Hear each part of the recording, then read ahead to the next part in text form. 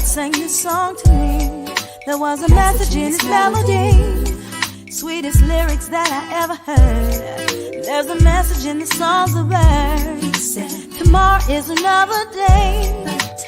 Living is the only way. Tomorrow's gonna ever come. Listen to the words of the song. Everything's gonna be alright. Everything is gonna be.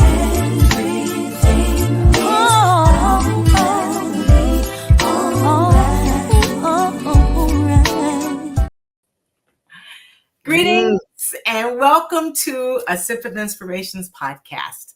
For those of you who follow me religiously, I want to thank you so much for hanging in there with me, because I know sometimes I'm not easy to follow, okay? And for those of you who are new, I promise you with every episode, there'll be some information that will help you change your life, because I believe that we all have what it takes within ourselves already to achieve all the things that we want to achieve. But we got to start to believe in ourselves. And I found a quote the other day that I knew about, but it just popped up. So the message was for me, but I'm going to show it because, you know, I believe when things come up, they come up for you and not for you to go call your best friend. But it said, life begins at the end of your comfort zone. So with that being said, I want you to check out my website, champagneconnection.com. On the website, there's some merchandise, and there are also some different types of documents that you can download for free to help you decide some of the directions that you want to take. Because, you know, we got to get it narrowed down to something that we really love and something that we do. We can't do 12 things. And if you want to know how I know, it's because I tried to do 12 things and they don't work. Okay, so you got to stay focused on something. So to help us with that tonight is Tom Bull. He is an executive life coach. And his motto I love is live big and love bigger. I just think that that's wonderful. So I'm going to read a little bit of his bio, and then we're going to turn it over to him. And then, you know, y'all know I have 100 questions, right? So we're going to ask all the questions we can ask. If you have questions, you know how to reach me. I do have to say, I apologize to you all who have to go to the new Facebook page because the old one was hacked. But the new Facebook page turned out to be pretty cool. So go there too. Okay. So Tom Bull is a dynamic and sought after speaker, executive life coach, professional development trainer, and positive culture consultant who's been transforming lives and organizations for over 20 years. He believes in the transformative power of love for both the individual and for collective success. He passionately advocates that when the tide rises, all ships rise with it, emphasizing the power of unity and shared growth. So when I read his bio, you all know that that I do leadership. I have a leadership, ocean boat framework that I talk about. And I talk about that we're all in the same boat. And when we're all in the same boat, we rise together. And guess what? We'll drown together too if we're not careful. So if 2 or 3 people don't rise and others, everybody rises or everybody will float. So Tom, thank you for being here with me tonight. Thank you. This I love this live big and love bigger, so it reminded me of that too. So well, first of all, thank you for having me. And your intro, I got goosebumps. Goosebumps is a good thing. I got your intro. I just wanted to dance. I love it. I love it. I love your energy. I love what you're exuding, and I'm excited. I'm excited to be here with you. So thank you so much for having me. I really appreciate it. And yes, this is about living big and loving bigger. I don't think there's anything else that we aspire to do than to do those two things. I totally agree. Now let's get to some questions, okay? Yes. So those of you who watch me know you need pen and paper, okay? You should have it already. And chat the questions. You can actually go onto StreamYard or to YouTube and get the questions. You can leave them later. I'll make sure that they get answers. But remember, now we can't solve all of your problems in 60 seconds. Okay, so so at least you can't solve all my problems. Okay? Sometimes it takes 60 years. Come on. That's right. Yep. That's right. Because I've been working at it a long time. So, what motivated you to pursue a career in life coaching, professional development, and positive culture consulting? Well, what led me here is people. It's people. Mm-hmm. So wherever my feet land, there I am. So wherever I can make an impact, I can inspire and influence. That's what I will do. And it's been a long, I say a long journey. This has begun since I was 13 years old. I mean, I had a I don't know if it was a drive, but definitely an early calling to understand behavior, to understand people, and then eventually really understand that there's something deeper within us. We exist microscopically, and there's this deeper part of us within, and telescopically. So there's this world outside of ourselves and a world inside of ourselves, right? What blows my mind is that our existence from outside and inside, where we are physically, is where the outside and the inside meet. So I realized at a very young age that we carry with us the universe within and without. So doing the culture work helps us recognize that there's the tide rising, right? When we have a community, a culture around us, that's the tide rising. So, and I do individual coaching, and the tide is also rising within us individually. So anywhere, this has just been a journey. And when opportunities expose themselves and people have come to me and said, Tom, this message, could you share it with me? Hey, wherever my feet landed is where I ended up. And so any opportunity I can be in front of people or around people or in people's space to help inspire and move people, that's where I will be. So I ended up developing all of these areas that people existed that were looking for significant change. And that's where I ended up. So your frameworks, living big and loving bigger, how did those come to you? Because sometimes things come to you in ways you don't expect. So how did they come to you? I don't know. I'll be honest with you. It's right. So sometimes things come to you, and I used to do. I was a lay speaker for a number of years, and I remember preparing for sermons. And then when I show up and get up ready to give the sermon, everything that I learned just went out the window, right? And I feel like that's the same thing when I speak. Like I come in prepared, and then suddenly I'm just inspired. And one day I was just based on what we were sharing, this idea came to me about living our biggest life. And what I meant by that was sometimes we live a small life so that the people around us don't feel uncomfortable or uneasy. And what I have found is that we are Superman, we are Wonder Woman, and the alter ego that's created is not the Superman or the Wonder Woman. It is not. The alter ego that's created is the Clark Kent, and I think her name was Diane Prince. I don't know. But the alter ego is the lesser part of ourselves.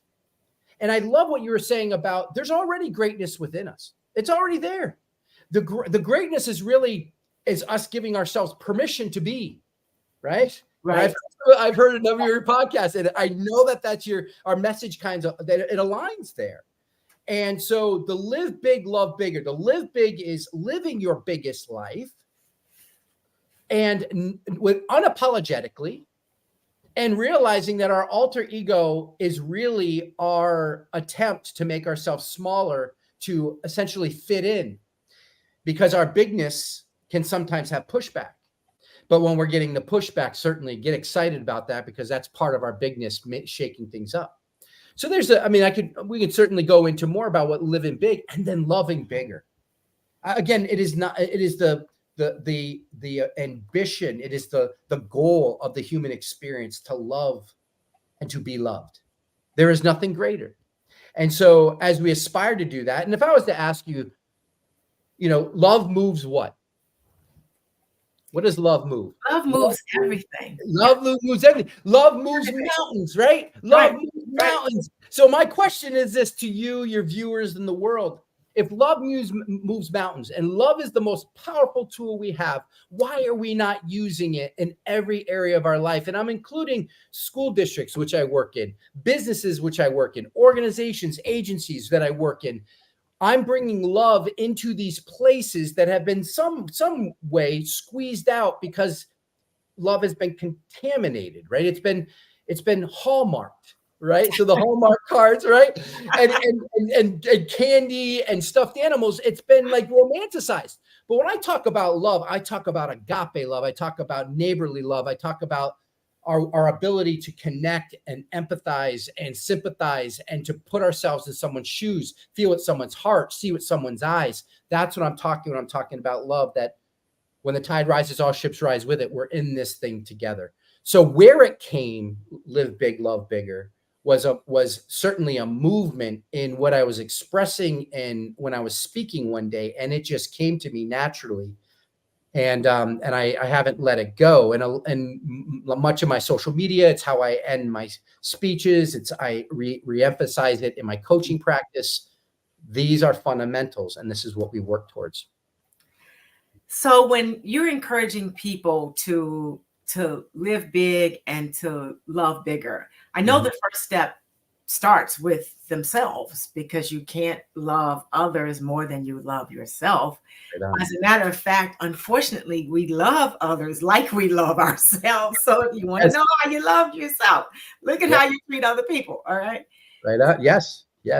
So how does one get started in beginning to love themselves? Because we're not really taught to do that as we grow up. As a matter of fact, most cultures or most people believe that that's kind of selfish.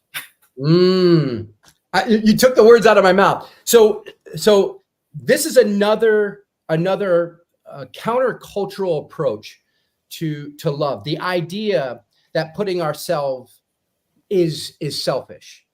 And I hope that all your viewers and all the people listening to this recognize that selfishness is not something to shy away from. And I'll give you an example. When someone doesn't give you flowers, you have to plant yourself a garden, right? And if you're wanting from the world, you have to realize that anywhere from 80 to 90% of what you need, you have within yourself.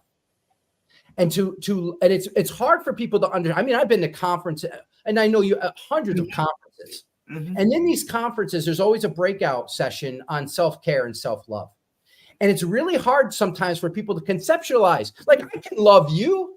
I can love people I care about. I can love people outside of myself. How in the world do I do it the other way?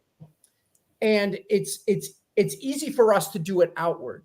The challenge is, how do we love ourselves?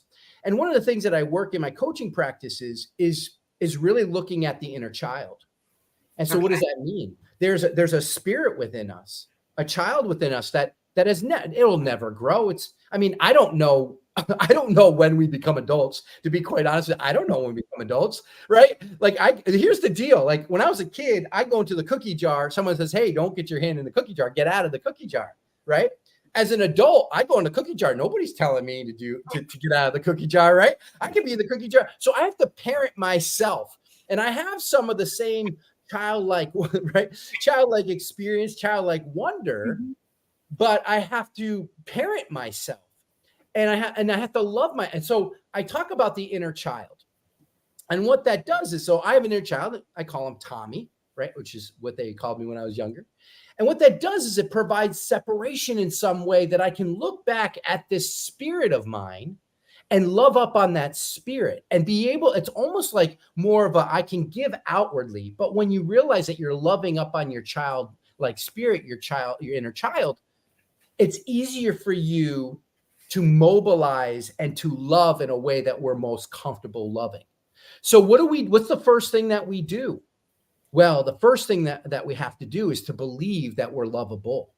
That's the first thing, that the universe around us is working in our favor on a regular basis, and that we are loved, constantly loved, and that there are blessings around us, whether we're aware of it or not. So mindset is also part of this, understanding that there's things that are happening around us that we may not be aware of, because we're focusing on things that are aligning with what we believe about ourselves. And if we don't believe that we're lovable, then those lovable things that are surrounding us, whether we're paying attention or not, as if they don't exist, but they do. So there's a number of things that need to be aligned. The first thing is to believe that you are lovable, and that takes surrender. It takes surrender and saying, I am, and it takes work. Like you said, I agree. It's not 60 seconds or 60 minutes, it's 60 years. And this is something that we need to take care of on a regular basis. It needs to be nurtured. So, I mean, it's certainly a process, but that's certainly the beginning. You know, one of the things I started to do was to have people write down a brag list, 5 things that they've done. Because, you know, it seems like we have short memories, and we don't remember the good things that we do, but we sure can remember all the negative things that happen. Yep. So I found that having a brag list, if you pull that out, that sort of helps. But how do you get people to make that switch to look at the good that they've done and the good that they are? I mean, everybody makes mistakes, but it's how do you get them to focus on the good parts so that that's what they can continue to create? It's a habit that needs to be created. And what we really do is we tend to be more interested in the known hells than the unknown heavens. And why is that important? Because that's the way that the brain works. We're always looking at the negative. We're trying to avoid pain. And so when we're walking around, we talked about this just before we came on live. It really is that when we're so focused on pain, right? When we're so focused on trying to avoid, we're so focused on trying to be a problem solver instead of recognizing what is available to us right now. And so many people focus so much on what's wrong that they don't recognize what's right. And it's the way our brains work. We have to override the brain sometimes. Again, we're trying to avoid pain at all costs. And sometimes the pain is greater and fear is greater than the love and the pleasure that we can experience. And we have to be very cognizant of that. We have to pay attention to the fear and ask ourselves, is this true? Is this real? And if we believe, again, if going back to the mindset, whatever it is that we believe, we become. So if we again, going back to the alter ego, we are Superman, we are Wonder Woman, we are great already. And the world has kind of convinced us as we grew up that we're just ordinary, but it's a lie. And so I love what you do when you write out a list. What you're writing out is you're exposing your extraordinary. You're recognizing and you're documenting in front of you real evidence of the extraordinary person that you are. And I believe that we have layers, and these layers are both, self-induced layers and cultural layers that kind of take us away from looking in the mirror and seeing us for who we truly are. And that list of extraordinary things peels off over time to get us to our core and who we truly are.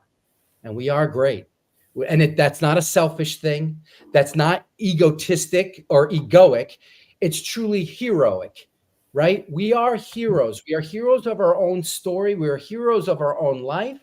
And to believe that is the first steps to loving yourselves and to be selfish so that you can be more for yourself, so you can be more for others. Filling your cup. being open and active for others. Yeah.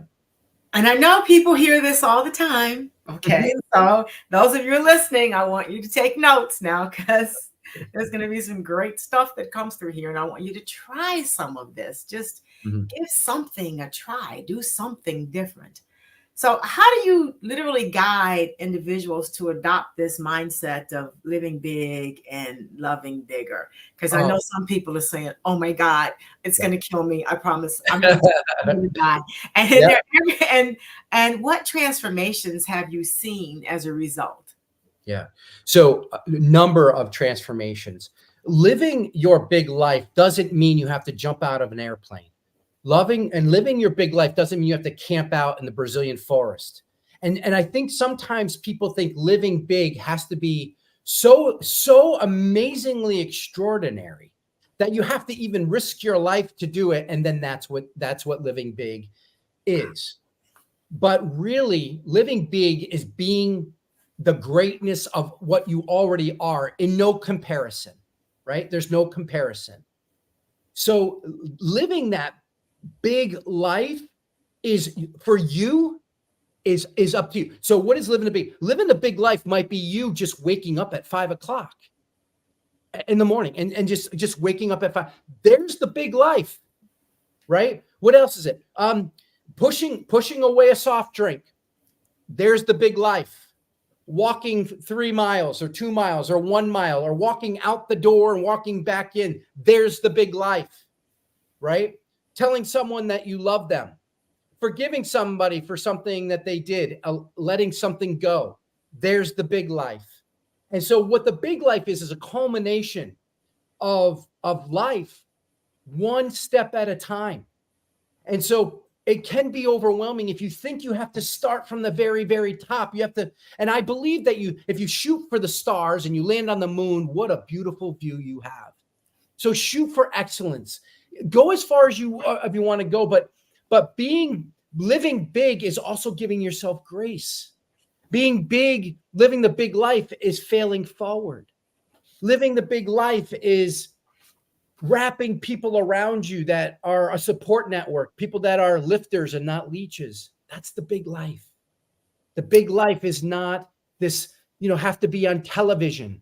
The big life is the challenges that you have within you and the breakthroughs that you make. It's big to you, and that's all that matters. That's the big life. That's the big life. Now, you mentioned forgiveness, and for those of you who are listening, if you look up the research that's been done on forgiveness, you can lower your blood pressure, you can lose weight. I said people who forgive regularly make 11 to 15% more money than other people. So forgiveness is a big deal. So how do you get people to embrace forgiveness? And what are some of the steps that you usually teach them to do?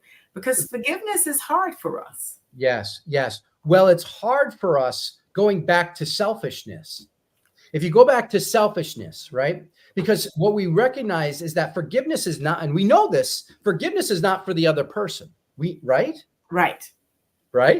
So if we forgive someone, it doesn't make they make more money, they lose weight, right? Right. It doesn't say I forgave them and all of a sudden their world blew up and they did a right. They said when you forgive someone, you lose the weight, you become successful. Forgiveness is about letting go of the burden, the heaviness, the toxicity that you have on something that happened and no longer exists, right? So for forgiveness, it's like resentment, right? Resentment is drinking poison and hoping somebody else gets sick, right? And so forgiveness is very, very similar, right? We're not forgiving somebody because we're getting them off the hook. And people see forgiveness as that. But if you recognize that being selfish and self-caring and loving up on yourself, to forgive is to eliminate the toxicity that runs through your identity. That when you don't forgive someone, there's a narrative that goes on and on and on. And the reason we have a hard time forgiving people is because we hold on to what they did as our truth. and it isn't our truth. And we know this, it's an inside job. To forgive somebody is to allow ourselves to let go of the bondage of a past pain that no longer exists, that we carry on. They're not, usually, and you know that some people are out living their lives having a blast, and you're like, how could you be? You know what you did to me, and so you're carrying this while they're having a good time, and it even makes you more upset. And you want them to pay. You want them to feel your pain. Well, the pain is self-induced, and forgiveness allows you to let go. And you can't live your big life, and you can't love bigger if you haven't forgiven.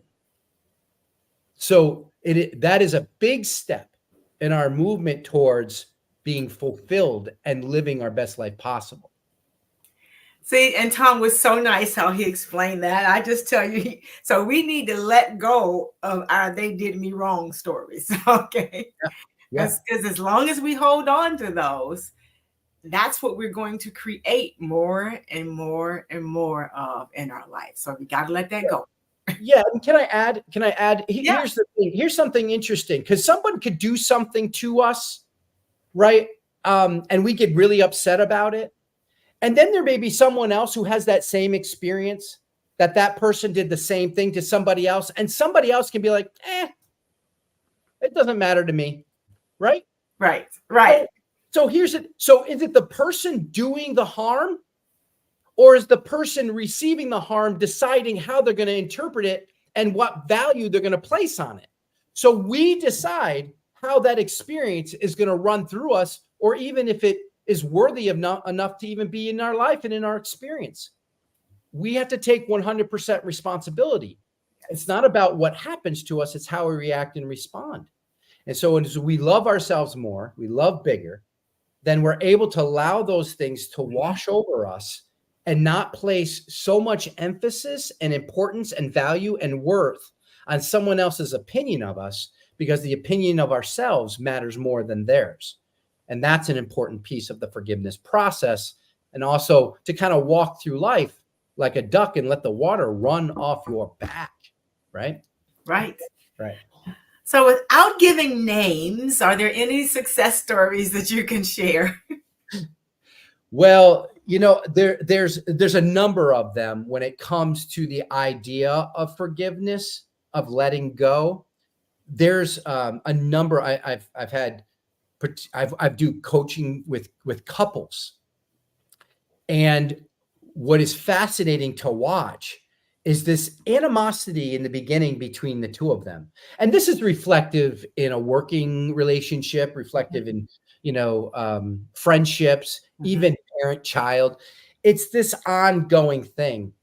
And what I see happening with couples is when they begin to realize that it takes two to power struggle, that when one person is able to release, it doesn't exist anymore. In fact, even the next level is the validation.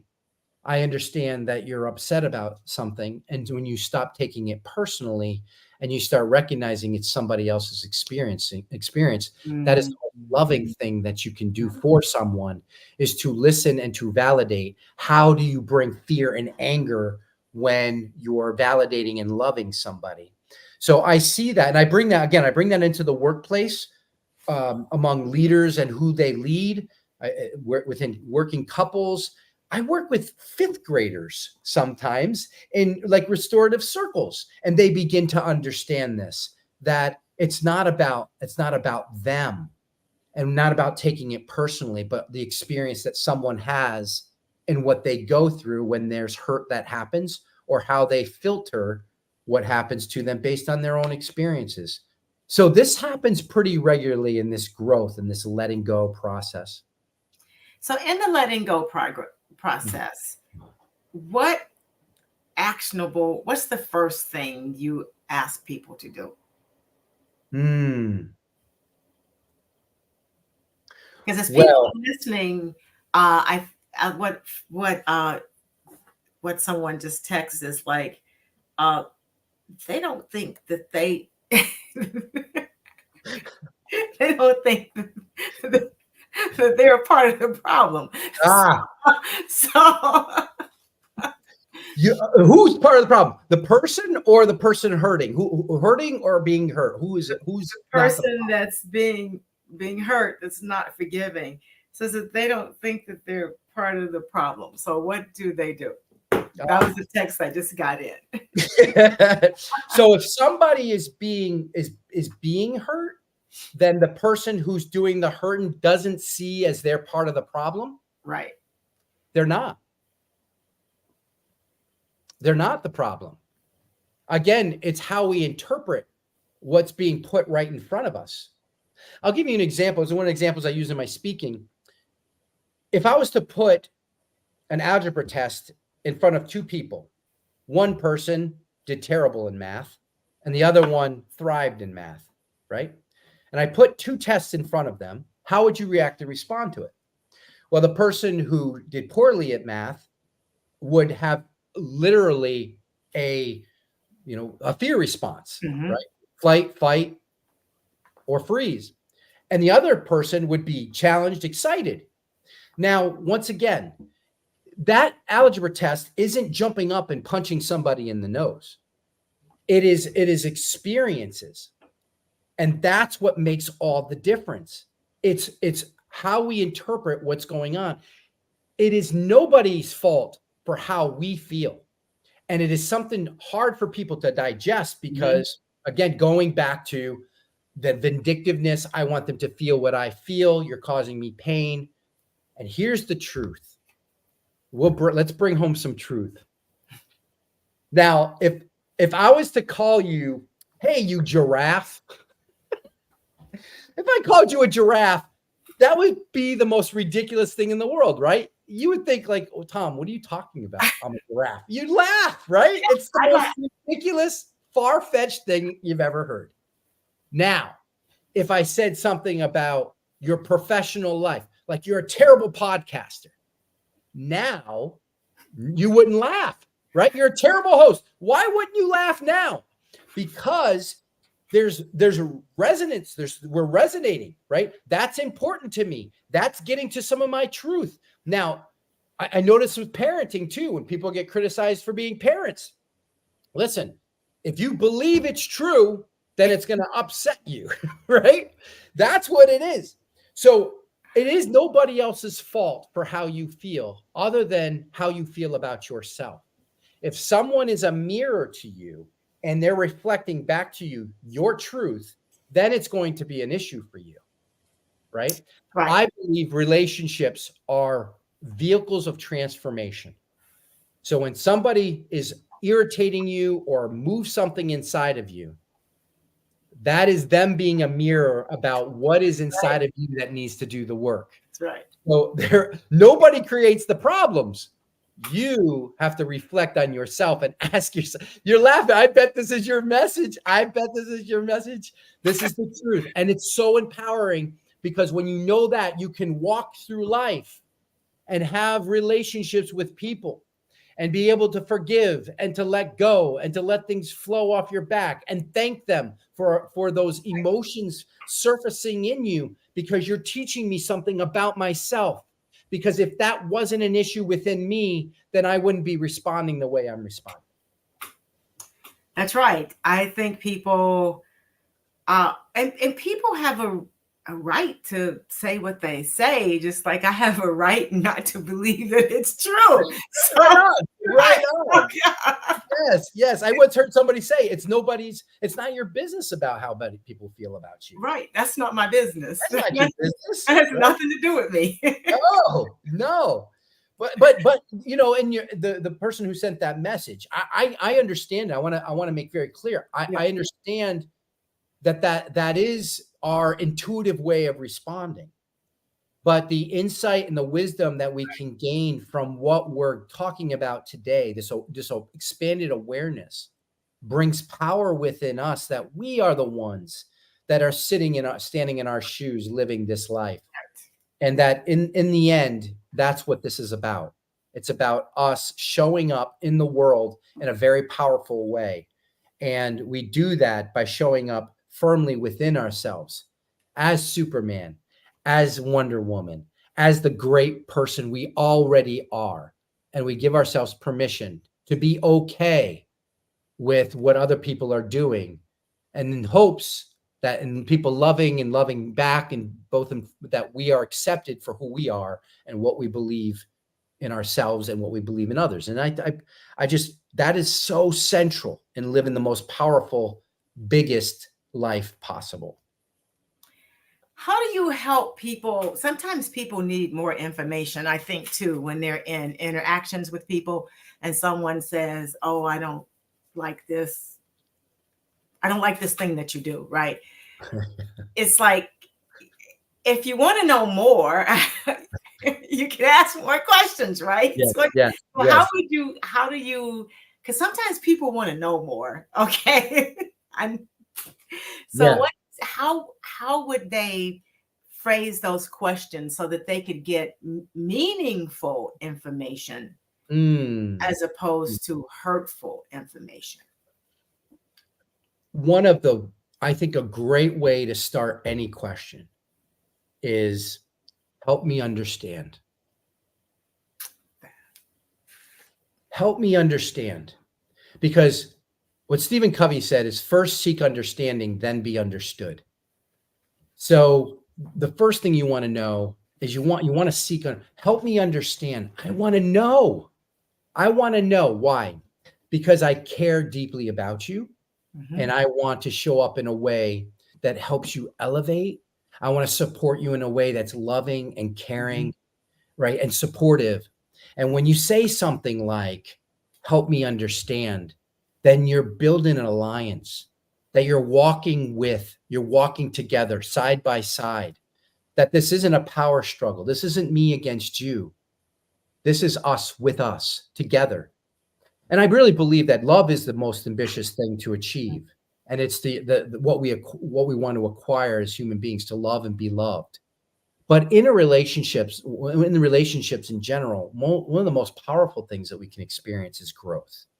And when you find a partner, an intimate partner or a partner in business where they're available and they're present and they're in your life to promote growth, then there's a lot of safety there. Safety is the number one. If you don't have safety, nothing else matters. And so when you say something like, help me understand, your partner or the person you're talking with or working with understands that you're here because you're meeting me where I'm at and you want to walk with me.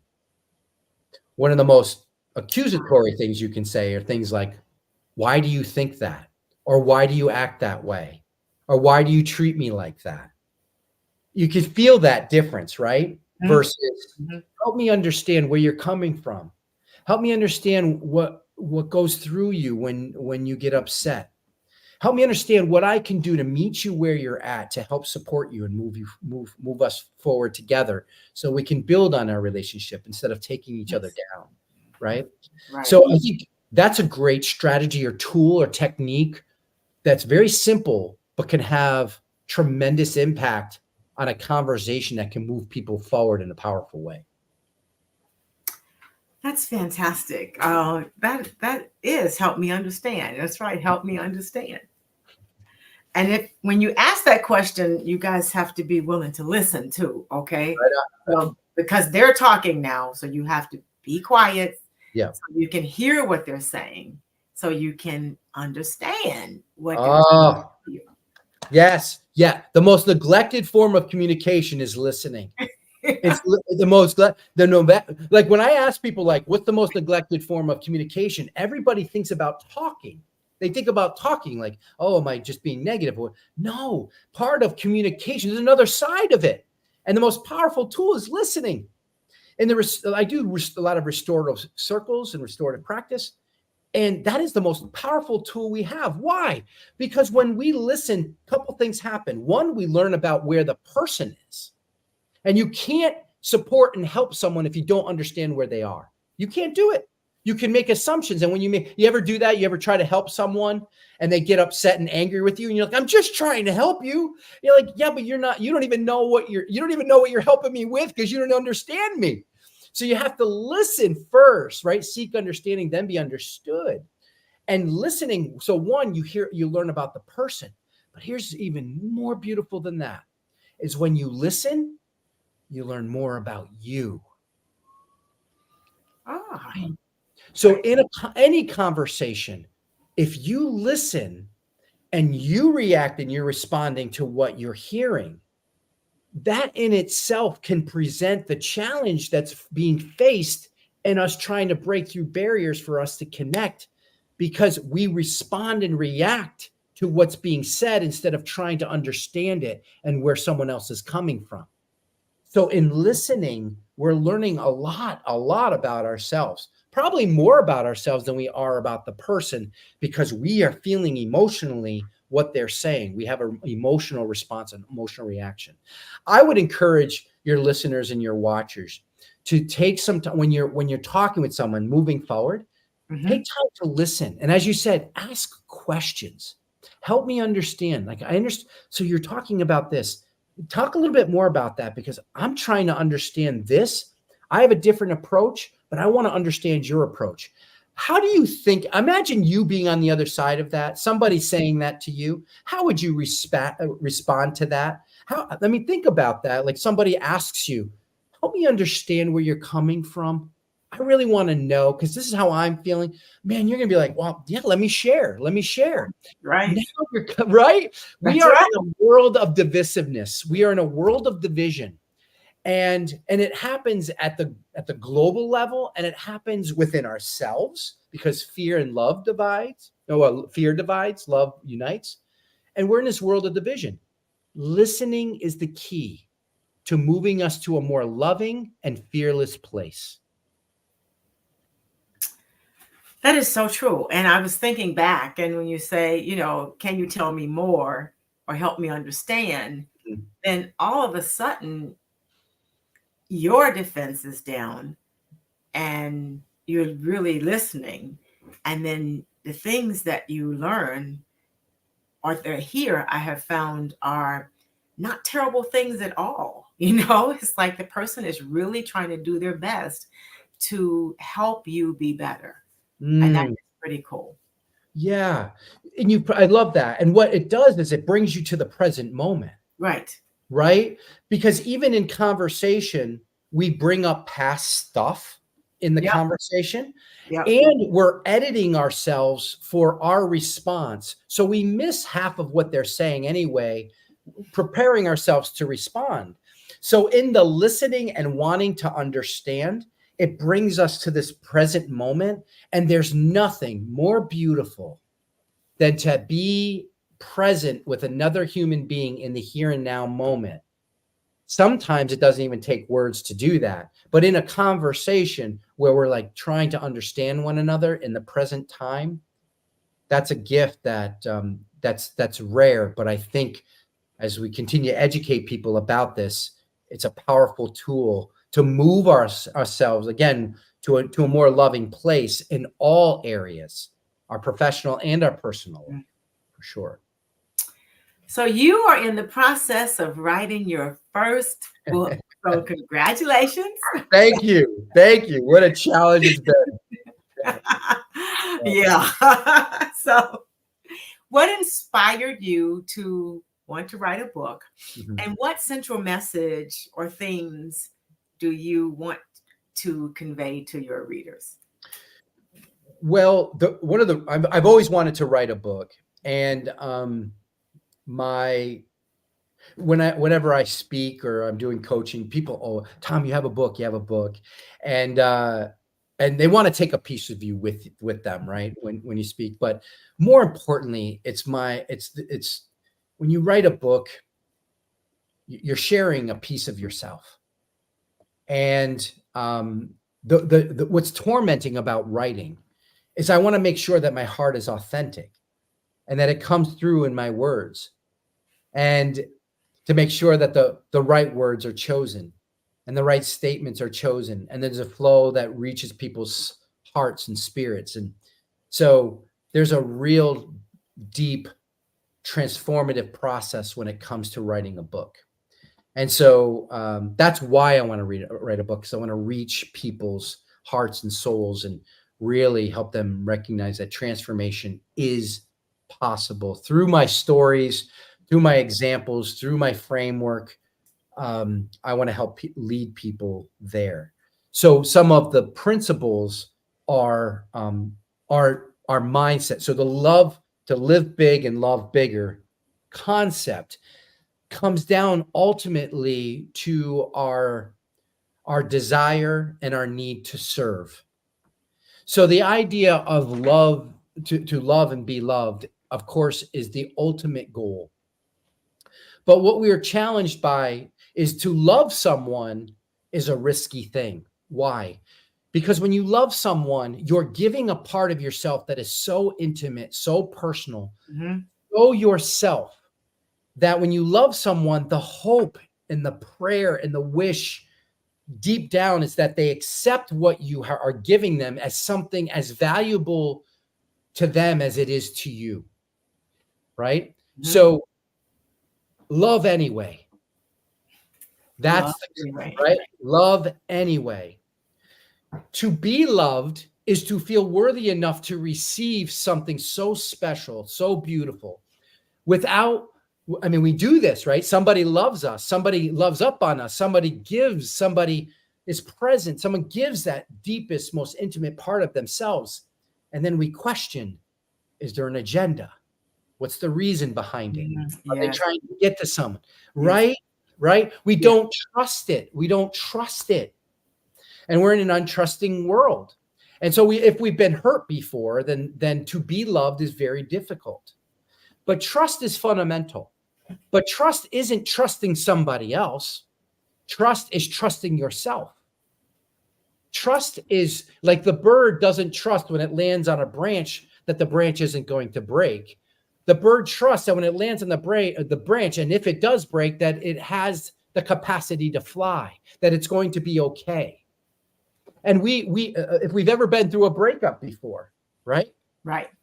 We have a hard time getting into these really close connections and relationships with people because we're like, I don't know if I can trust them.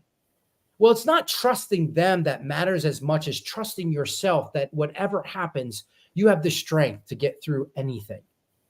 We put too much into people to do what they need to do. And then when they hurt or do things, or they're human, they do human things, they were like, oh, there goes trust. Forget about it. You know, I can't trust anybody. But can you trust yourself? And so this book is a journey of strengthening.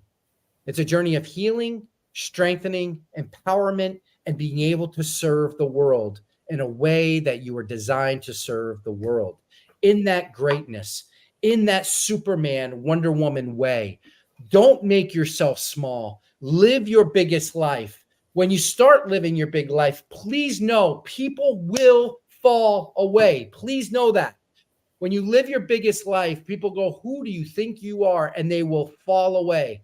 Let them fall away. It will leave room for the right people to come in to lift you up to where you are, not where you belong, because you already are where you are. You are imprisoning yourself and you're holding a key. You're holding the key to get yourself out of prison.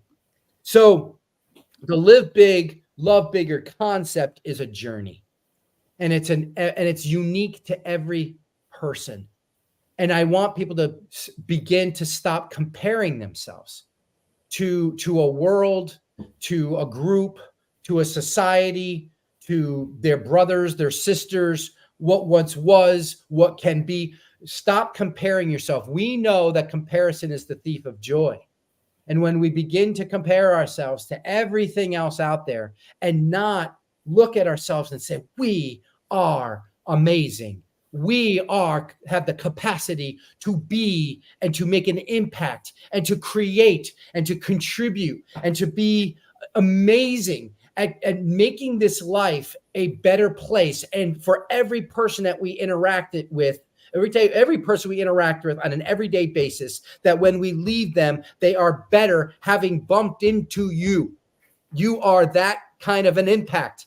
Every person has that opportunity, right? If you can't walk right? If you, they say can't run, you walk. If you can't walk, then you talk. If you, whatever it takes, your greatness is where you are in this moment right now. So this book, my movement, everything that I share is helping people realize of who they are right now in this moment. And you are a creature that evolves. Continue to grow in love, grow in compassion for yourself. Plant yourself a garden. Because when you plant your own garden, you get to plant the flowers you like. I know people who are allergic to carnations. They don't like it when people show up with carnations, right? So, plant yourself. Everyone loves a rose bush. So that's right. Right? Yes. So when you're working with children and adults, which are easier? Oh, please. It's interesting. It's all this. They're all the same challenges. But what's interesting when working with young people is that they have a wonder. A still sense of wonder. Yeah. A sense of wonder. They are not contaminated. They're able to see the world and look at possibilities without seeing limitations. And so as adults, as we grow up, when we're younger, it's like you could be anything that you want. You can do anything that you want. And then there's a point that you reach, like in your 20s, like, what do you want to do? I want to be an astronaut. Well, don't you want to be more realistic about that? But young people have that wonder. And I love the creativity that comes with that childlike spirit. And we all have that in us. We don't allow it because we're afraid of what people might think. But the great innovators of the world, the great creative thinkers, the thought leaders of this world, they have that childlike spirit. They have that wonder. So I love working with young people because it's a reminder of what's within me. I have this sense of wonder, and that's part of living big and loving bigger, is that sense of wonder of what is possible. Can I land on the moon of my own life? What kind of view can I have? How far? It's not about when am I going to get there, but how far can I go?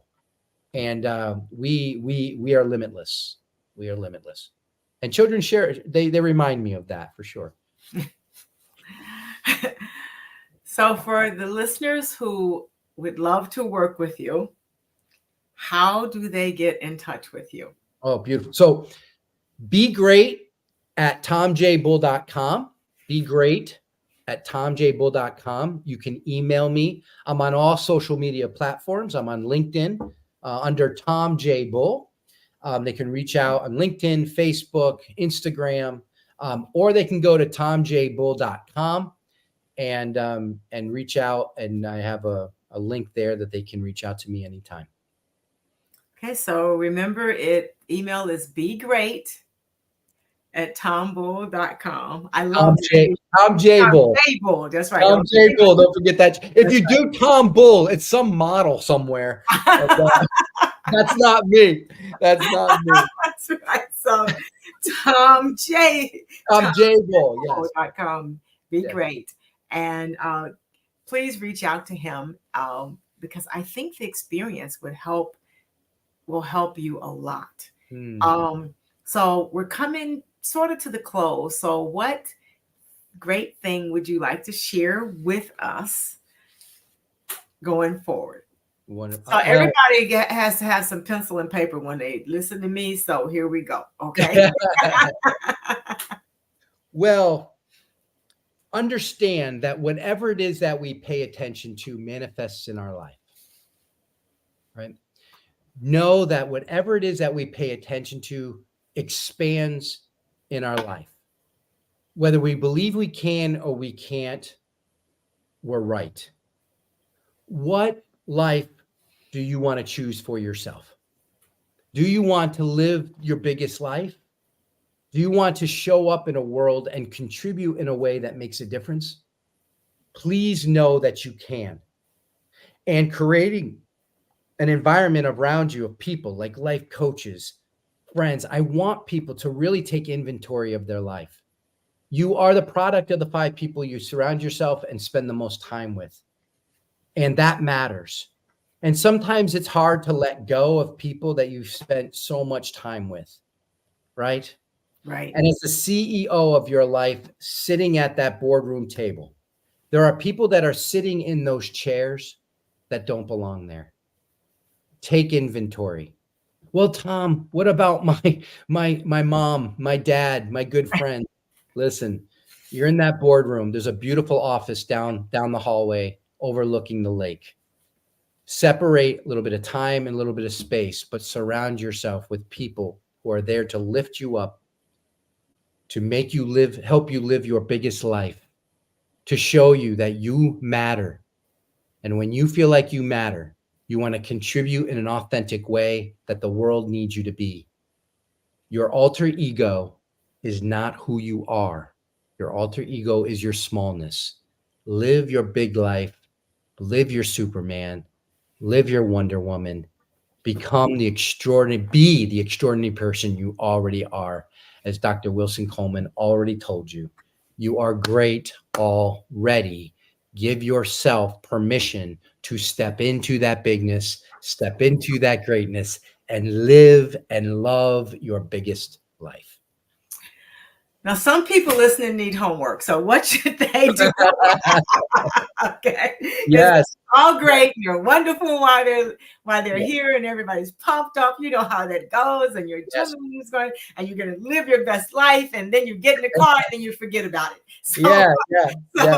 So one thing for homework so that they don't forget about it. Yes.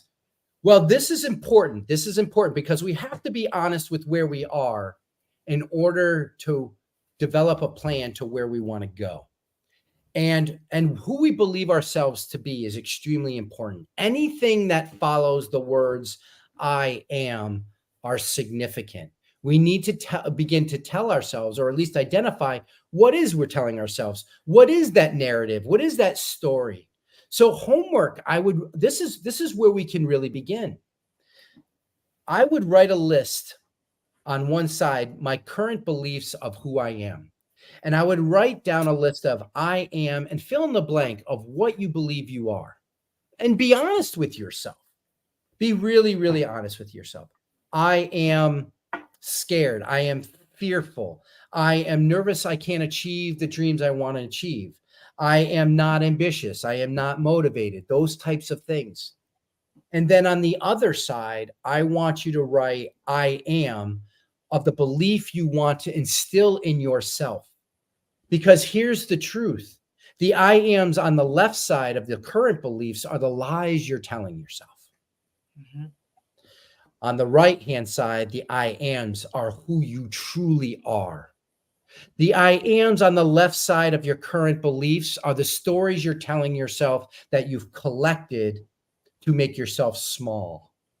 The I ams on the right side are who you truly are in your bigness and in your greatness. And so I want you to challenge those internal beliefs first. So how do we live our big life and how do we love even bigger? We have to identify with where we are and realize we have the capacity to be whoever we want to become because we already are. Thank you so much for being here with us today. I've enjoyed it. You've given some wonderful, absolutely wonderful tips. And for those of you listening, I expect you to pick one and do it. Yeah, just do it. Just do it. Just do it. And then that's right. And then let us know how it worked out because we want to share in the goodness of that. Yeah. So I want to thank you for being here. And I know your book's gonna do well. So I want to congratulate you on starting the book and getting that book written. So, and as I say to my audience, I want you all to be inspired and to further notice. I want you to celebrate everything. I mean, everything. Stop naming it good or bad. Just celebrate it all. Okay. Mm-hmm. And may this day offer you just what you need in each unfolding minute. Do not go gently into that good night. I want you to find a hill worth dying for and take it and be the person that you have been waiting for. Make today so awesome that yesterday gets jealous, and above all else, do it your way. And as I always say, you guys know that I can accomplish anything with the right pair of shoes. So I'm Stephanie Wilson-Coleman, the Empowerment Doctor, and it has been a blast. Thank you again, Tom, for joining us. My pleasure. And with that, we're going to say not good night, but we're going to say have a great life, because that's what we talked about. Bye now.